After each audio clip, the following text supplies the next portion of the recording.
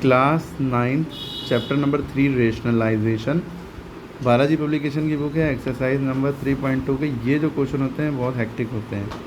देखिए ये तो हम बता चुके हैं कि जब एक नंबर में जैसे ये है, फिर उसके बाद सेम नंबर में रूट लगा, बीच में प्लस लगा और इनफाइनाइट लिखा है, तब हमें क्या करना है, √20 लिखना है और यहाँ से लेकर ये पूरा इसको x या y मान लेना है। तो √20 प्लस y मान लेंगे और इधर भी y मान लेंगे। अगर इधर x माना है, x बराबर √20 प्लस x। देखिए कैसे, ऐसे देखिए, पहले इस पूरे को इधर x लिख लिया और फिर ये √20 याला लिखा रूट के अंदर और ये पूरा हिस्सा इसको x मान लिया।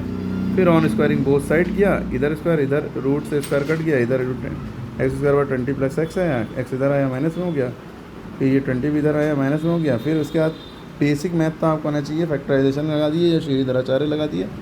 फिर उसके बाद x और y, x की दोनों वैल्यू निकल आएंगी, मेन ये है, ठीक। लेकिन इसका जो अगला पार्ट है कि ये, इसमें देखिए, इसमें कि दोनों फ़र्क ये है, यहाँ पे प्लस है, नेस्टेड लूप है, यहाँ पे प्रोडक्ट है ना, कुछ नहीं तो प्रोडक्ट है। इसमें भी वही करेंगे, तो √6 तो लिखेंगे, लेकिन इस पूरे को हम x या y मान लेंगे। देखिए ऐसे होता है। हमने पहले इधर बराबर y लिखा और इक्वल टू लगाया यहाँ पे, और ये √6 जो है इसको लिखा, लेकिन यहाँ से लेकर ये जितने दूसरे बचे हैं पहले रूट के अंदर जितने रूट वाले हैं सब उनको y लिख दिया, क्योंकि इनके बीच में कुछ नहीं है, मल्टीप्लाई लगा, तो इसलिए चाहे मल्टीप्लाई लगाओ चाहे ऐसे ही छोड़ दो। अगले स्टेप में हमेशा में ऑन स्क्वायरिंग बोथ साइड करना ही करना है। तो दोनों तरफ जब हम स्क्वायरिंग करेंगे तो इधर भी स्क्वायर लगाएंगे और इधर होल में भी स्क्वायर लगाएंगे, तो स्क्वायर से रूट कट जाएगा, तो बचेगा 6y, इधर y² बचा, y² बराबर 6y। अब 6y इधर आएगा, माइनस में हो जाएगा, y² माइनस 6y बराबर 0, ठीक। अब यहाँ पे दोनों में क्या कॉमन है, y कॉमन है। देखिए हमने y कॉमन ले लिया, y कॉमन ले लिया, y माइनस 6 बचा, तो y बराबर 0, एक वैल्यू ये होगी, y माइनस 6 बराबर 0, एक वैल्यू ये होगी, -6 हो जाएगा, +6 हो गया, ठीक है। उसके बाद देखिए इस सवाल में और इस सवाल में क्या फ़र्क है, यहाँ इनफाइनाइट तक ये वैल्यूज़ गई हैं, यहाँ भी इनफाइनाइट तक वैल्यूज़ गई हैं, ठीक है। इनफाइनाइट वैल्यू है, नेस्टेड रूट कहलाता है ये। लेकिन यहाँ देखिए √6 5 बार लिखा है, इनफाइनाइट तक नहीं गया है। इस सवाल में ज़मीन आसमान का फ़र्क हो गया, और ये सवाल थोड़ा सा फार्मूला बेस्ड हो गया और टफ हो गया, ठीक है। क्या करेंगे, पहले हम गिनेंगे 6 कितनी बार है, उसे n कहते हैं। 1 2 3 4 5 बार 6 है, कितनी बार है, 5। तो जो n की वैल्यू हो गई वो 5 हो गई, n की वैल्यू क्या होगी, 5।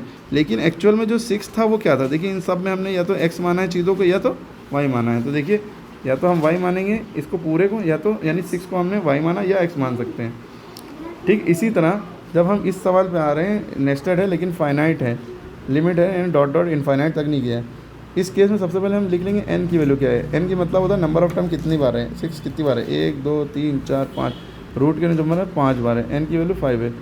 x की वैल्यू भी लिख लीजिए, x क्या है इसमें 6, यानी 6 सेम ही होंगे ना, तो x की वैल्यू 6 होगी।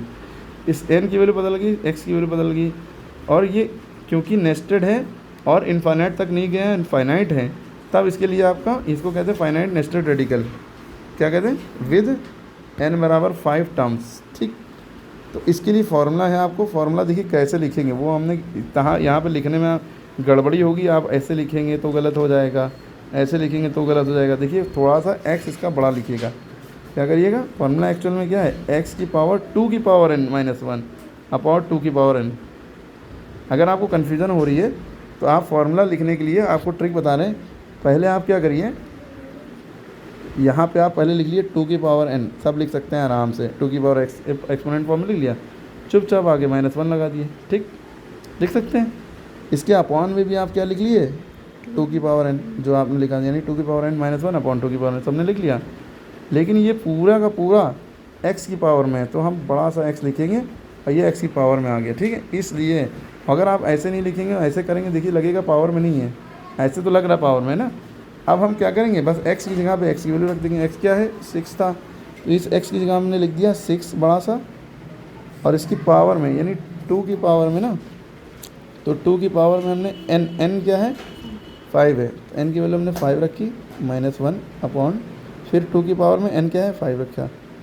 अगले स्टेप में 6 बड़ा सा लिखा, और 2 की पावर 5 का मतलब होता है 32 -1 अपॉन 32। अगले स्टेप में एक स्टेप आगे बाद 6 की पावर 32 -1 होता है 31 अपॉन 32।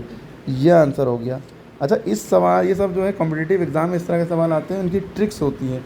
लेकिन वो ट्रिक से अगर आप करेंगे तो नंबर शायद कट जाए। ऐसे भी कर सकते हैं, ऐसे ही करना है, लेकिन वो दूसरी भी कई तरीके से होगा इस बार, लेकिन ये इजी है, आपको ऐसे स्टेप बाय स्टेप करना है। ठीक है, ऐसे करिएगा तो आंसर भी आपका आ जाएगा। ये याद रखिएगा, अगर इनफाइनाइट तक है तो ऐसे होगा on squaring both side method से, और अगर नेस्टेड रेडिकल है मतलब फाइनाइट नेस्टेड है, यानी कि इनफाइनाइट तक नहीं किया है, डॉट डॉट करके इनफाइनाइट तक नहीं किया है, तो हम ऐसे करेंगे। ये फार्मूला याद रखना पड़ेगा, x⁻2n -1/2n। ठीक है, और लिखने का तरीका हमने बताइए ये कैसे लिखेंगे। आई होप सो समझ में आ गया होगा। लास्ट वाला इसी ब्याज पे चेक करके दिखाइए।